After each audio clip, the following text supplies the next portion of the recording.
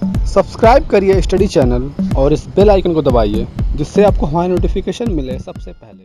तो आज हम आपको बताया जा रहे हैं कैंटिलीवर के shear force and bending moment diagram. इसमें हम कैंटिलीवर के सभी केसेस बारी बारी बताएंगे, पॉइंट लोड, यूडीएल, यूवीएल, सब कुछ में हम आपको बताने जा रहे हैं। तो सबसे पहले देखिए,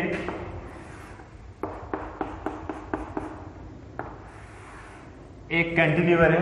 कैंटिलीवर में क्या होता है, एक एंड फिक्स होता है, दूसरा एंड फ्री होता है। अब यहाँ पर हमने कोई लोड लगा दिया। एज्यूम करिए कि यहाँ पर 1000 न्यूटन का लोड लगा दिया गया और यहाँ से यहाँ तक की डिस्टेंस है 2 मीटर। अब इसका शियर फोर्स और बेंडिंग मोमेंट डायग्राम आपको बनाना है। इसका कैलकुलेशन करना बहुत इजी है। पॉइंट ए है मान लीजिए और ये पॉइंट बी है। कैलकुलेशन हम शुरू करते हैं। हम आपको बताएं कि शियर फोर्स क्या होता है। किसी पॉइंट का शियर फोर्स उसके लेफ्ट या राइट साइड के जितने फोर्स लगे होते हैं उन सब फोर्स का जोड़ होता है। तो सबसे पहले पॉइंट ए का शियर फोर्स हम बात करते हैं। तो shear force at point A equal हो जाएगा 1000 न्यूटन। डाउनवर्ड है इसलिए -1000 न्यूटन, -1000 न्यूटन। अब इसके बाद हम आ जाएंगे सीधे पॉइंट बी पर।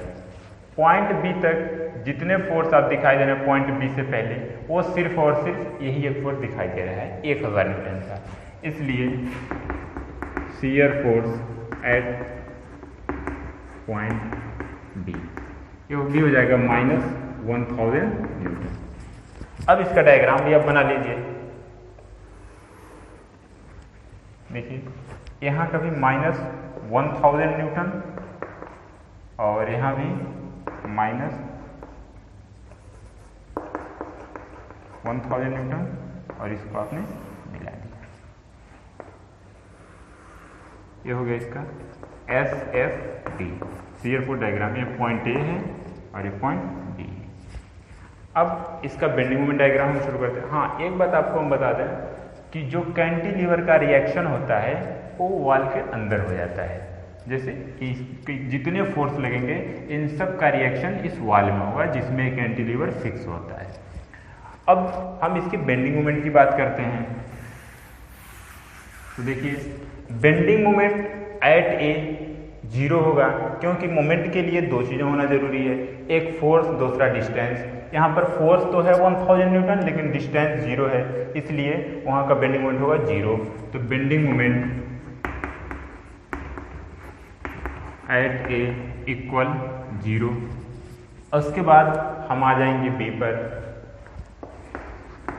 बेंडिंग मोमेंट एट बी ये हो जाएगा -1000 इंटू 2, ये हो जाएगा -2000 न्यूटन मीटर। अब इसका डायग्राम भी देख लीजिए। यहाँ का बेंडिंग मोमेंट 0 है और यहाँ का बेंडिंग मोमेंट -2000 न्यूटन मीटर। तो इसको बना दिया ए -2000 न्यूटन मीटर। अब इसको यहाँ से सीधे सीधे मिला दिया। ए यहाँ से यहाँ तक स्ट्रेट लाइन में मिला दिया जाएगा, क्योंकि हम आपको बता चुके हैं जब पॉइंट लोड लगा होता है तो उसका bending moment diagram straight line बनता है। तो ये अगर सिर्फ कोई कैंटिलीवर है और एक पॉइंट लोड लगा हुआ है तो उसका शियर फोर्स डायग्राम ऐसे बनेगा और बेंडिंग मोमेंट डायग्राम ऐसे बनेगा। अब हम इसमें देख रहे हैं कि दो फोर्स लगे हों अगर कैंटिलीवर में, तो उसका कैसे बनेगा डायग्राम।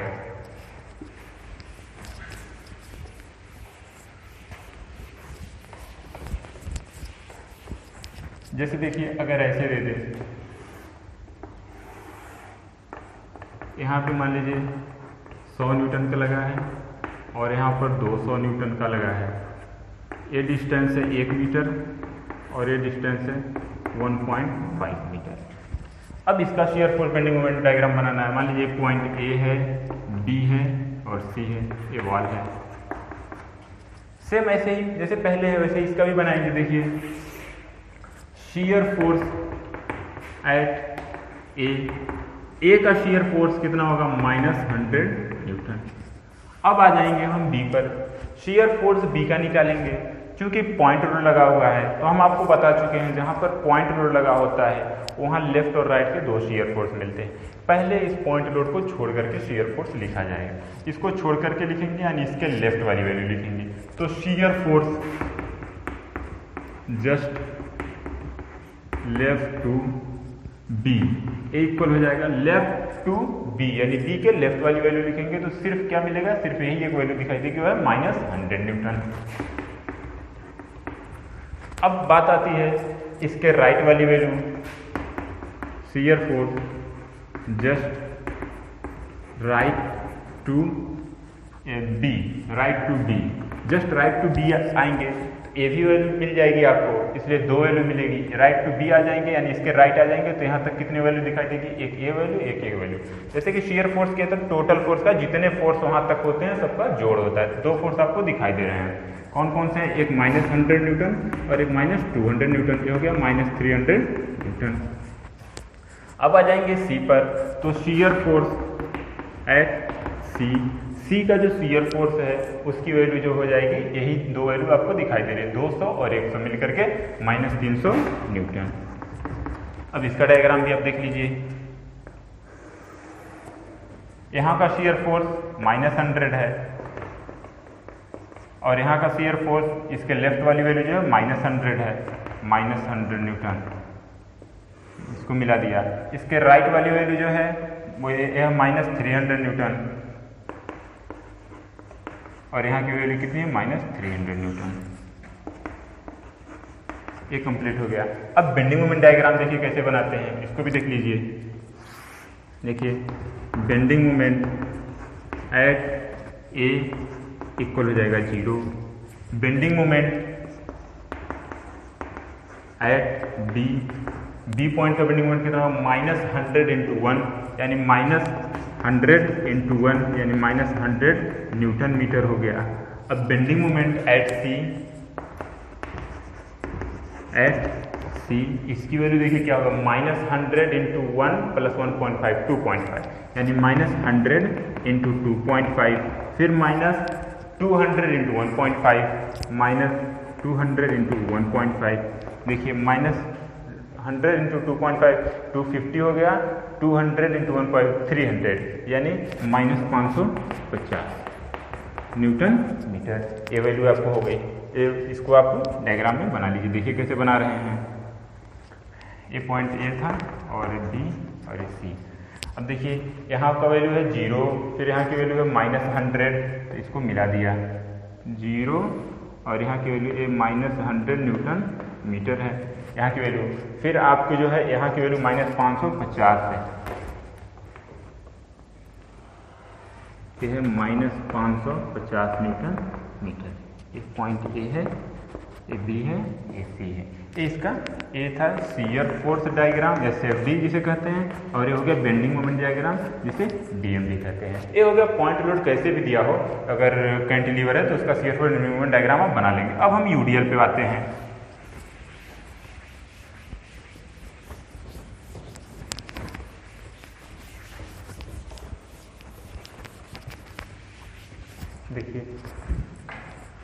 देखिए एक हमने कैंटिलीवर बनाया, ये मान लीजिए पूरा यूडीएल है और इसका एम यहाँ से यहाँ तक की वैल्यू 5 मीटर मान लीजिए है, ये है 10 न्यूटन पर मीटर।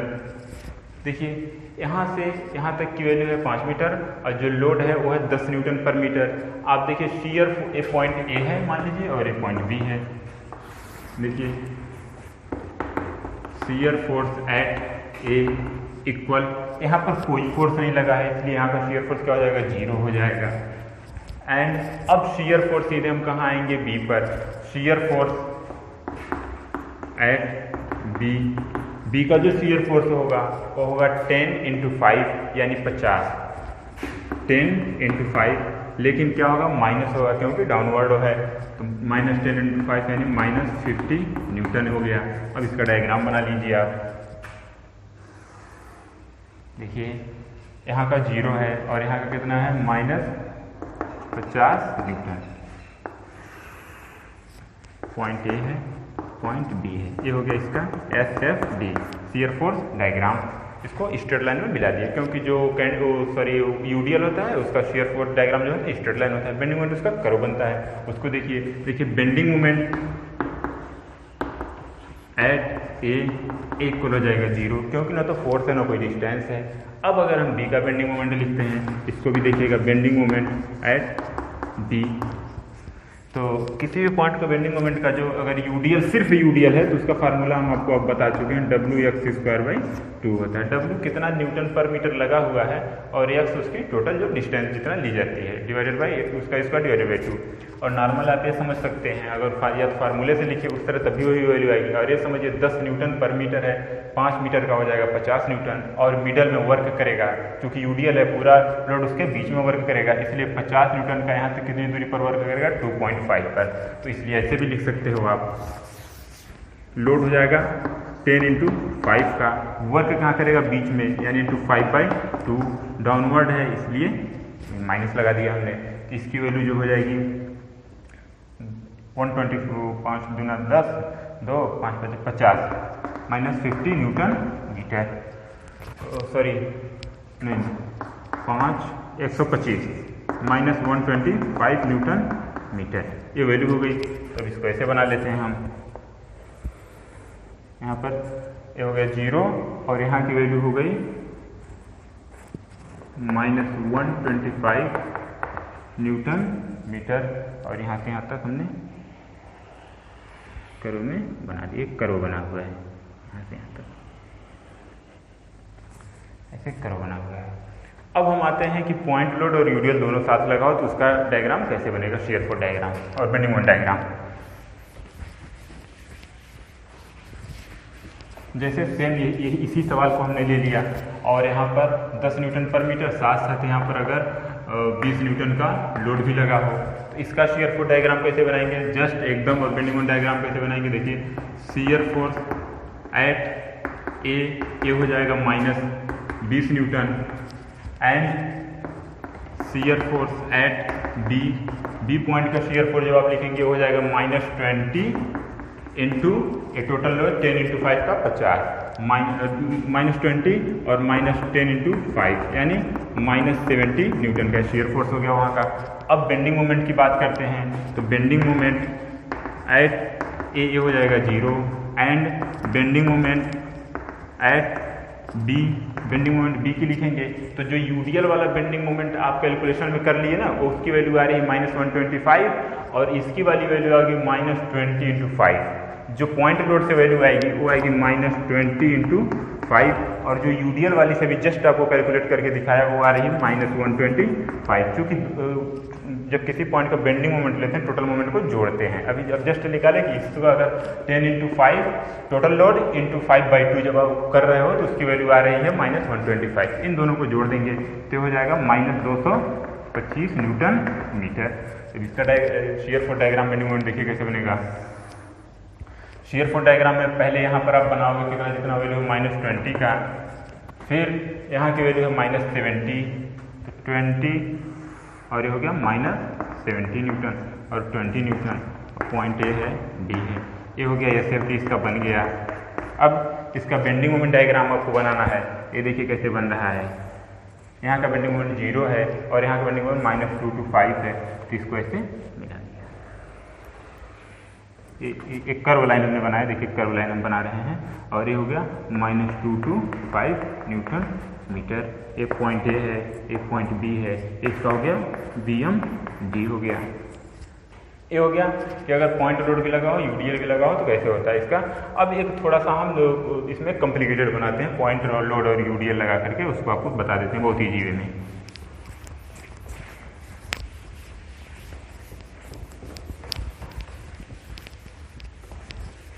जैसे एक देखिए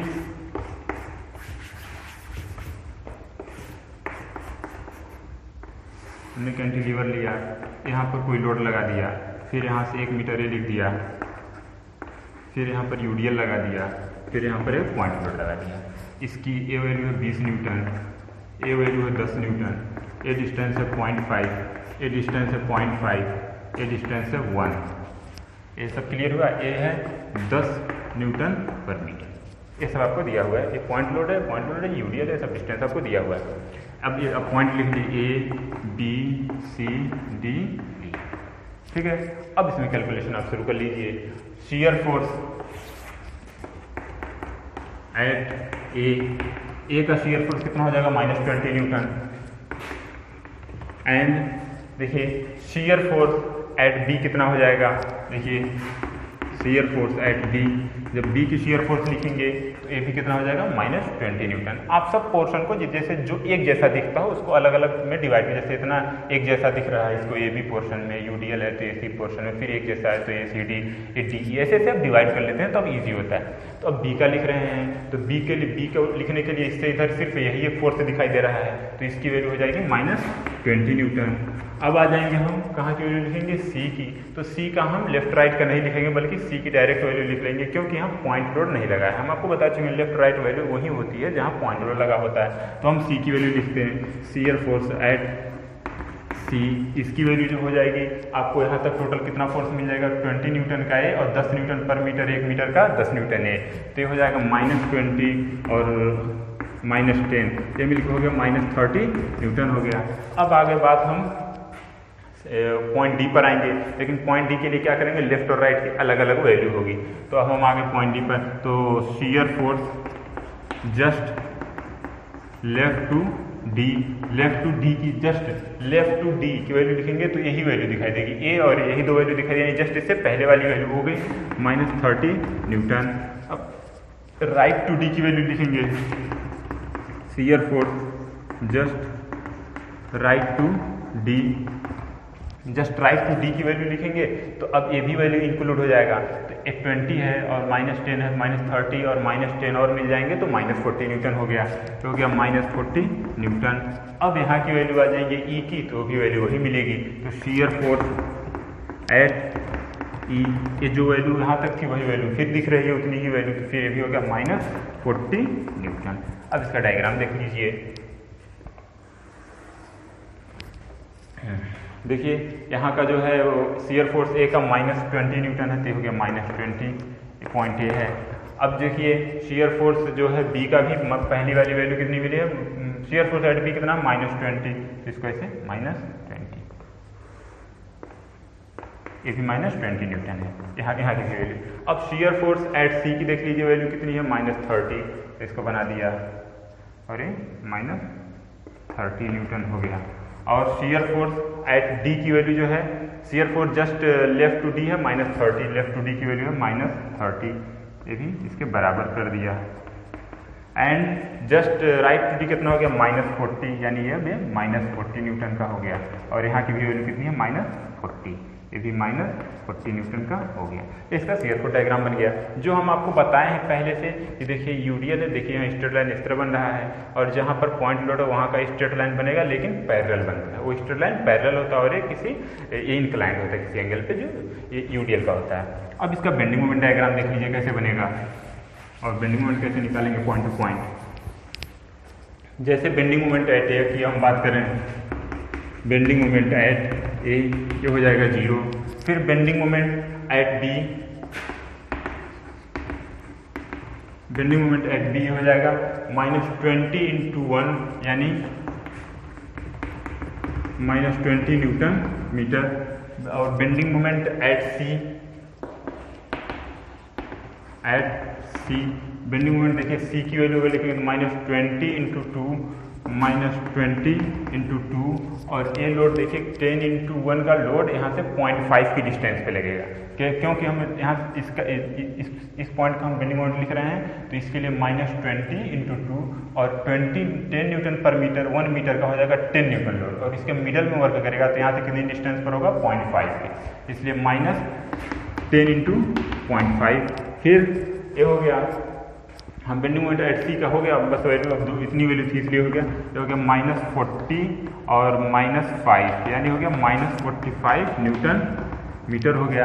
अब आ गए हम -40 और इतना। अब बेंडिंग मोमेंट एट डी की वैल्यू लिख रहे हैं, बेंडिंग मोमेंट एट डी, देखिए बेंडिंग मोमेंट एट डी की वैल्यू लिखेंगे तो हो जाएगा -20 × डी के लिए 112 + 0.5 यानी × 2.5, फिर माइनस ये देखिए 10 न्यूटन पर मीटर, यानी 10 न्यूटन का लोड है, यहाँ से बीच में वर्क करेगा नहीं, यहाँ से 1 का, यानी -10 × 1 हो गया। फिर डी के लिए बस इतनी वैल्यू थी, कंप्लीट हो गई। देखिए -20 × 2.5 हो गया -50 और -10 हो गया -60 न्यूटन मीटर हो गया। अब हम आ गए डी क्या हो गया, बेंडिंग मोमेंट एट ई की वैल्यू लिख देते हैं। बेंडिंग मोमेंट एट ई की वैल्यू लिख दिया। ई की वैल्यू के लिए देखिए इसमें क्या करेंगे, -20 × 1 + 1 2 + 1 3, यानी -20 × 3, फिर -10 न्यूटन पर मीटर वाला ये है, तो 0.5 0.5 1 + 0.5 यानी 1.5, यानी -10 × 1.5 हो गया और -10 × 0.5 हो गया।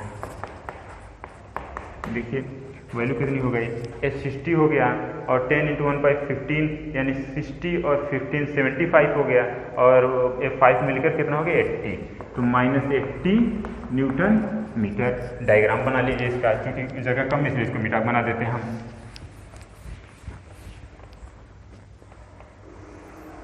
देखिए यहाँ का बेंडिंग मोमेंट 0 है और बेंडिंग मोमेंट जो ए का 0 है और बी का -20 न्यूटन मीटर, तो यहाँ का 0 और ये जो है 20 न्यूटन मीटर, तो इसको मिला दिया।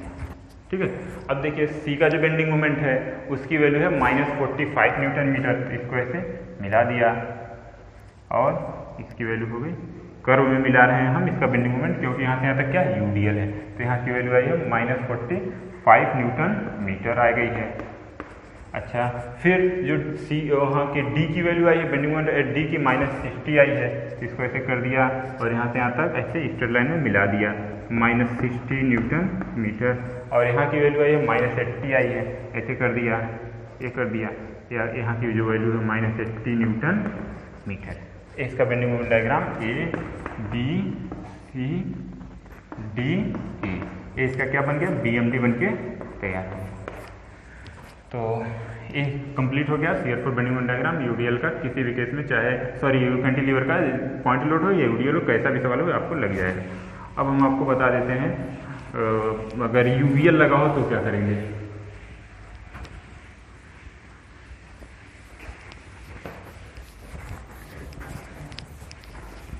देखिए यूवीएल में कुछ खास नहीं, बस जस्ट उसका भी वैसे ही होगा जैसे आपको बता दिया ना कि अगर ऐसे यूवीएल है, यहाँ कुछ वैल्यू दिया है 40 न्यूटन पर मीटर और ये डिस्टेंस मान लीजिए दिया है 3 मीटर, पॉइंट ए है, तो अब इसमें क्या करेंगे, आप टोटल लोड निकालेंगे ना 40 × 3 डिवाइडेड बाई 2। अब इसका हम जस्ट पहले बना देते हैं, ए पॉइंट बी है। देखिए shear force at A equal हो जाएगा 0 एंड शियर फोर्स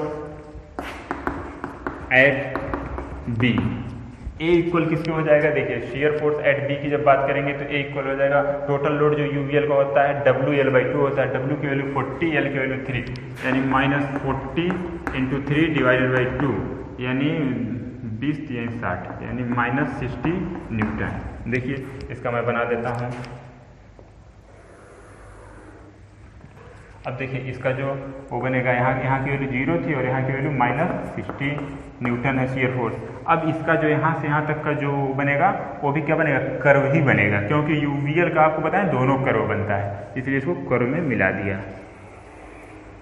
ऐसे स्ट्रेट लाइन में आप नहीं मिलाएंगे, तो ये पॉइंट ए था और ये पॉइंट बी था, ये हो गया SFD।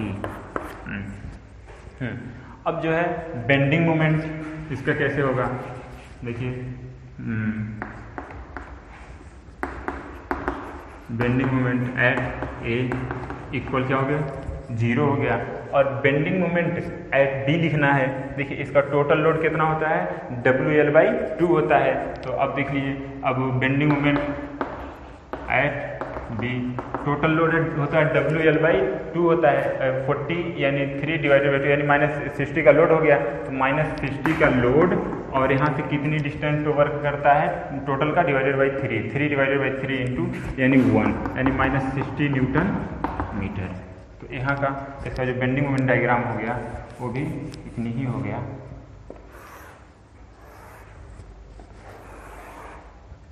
-60 Newton metre. Point A है और ये पॉइंट बी है, इसका बेंडिंग मोमेंट डायग्राम है। अब लेकिन खास एक बात थोड़ा ध्यान देने की, अगर ये यूडीएल उल्टा हो तो एक कर्व भी बाहर की तरफ बनेगा।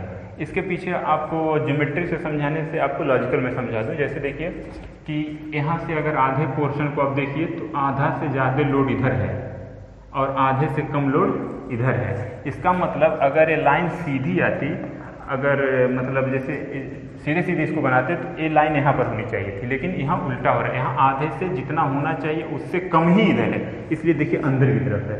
लेकिन जब पोर्शन उल्टा कर देंगे तो जितना यहाँ होना चाहिए उससे ज़्यादा हो जाएगा।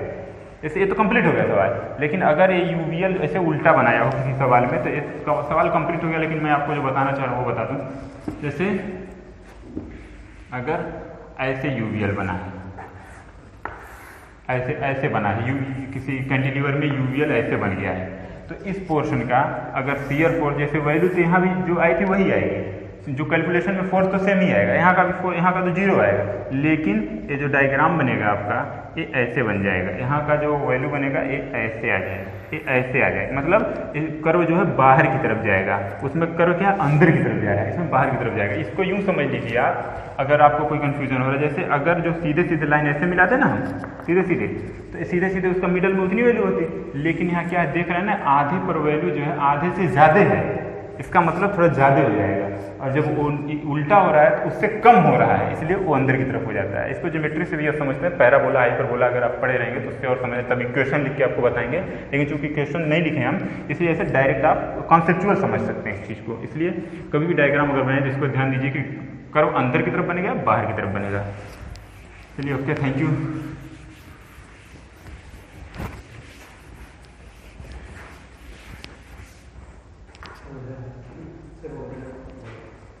कितने मिनट भाई? हाँ पेमेंट सब हो गई ना पूरा नहीं पार्ट नहीं, एक कम जो देखी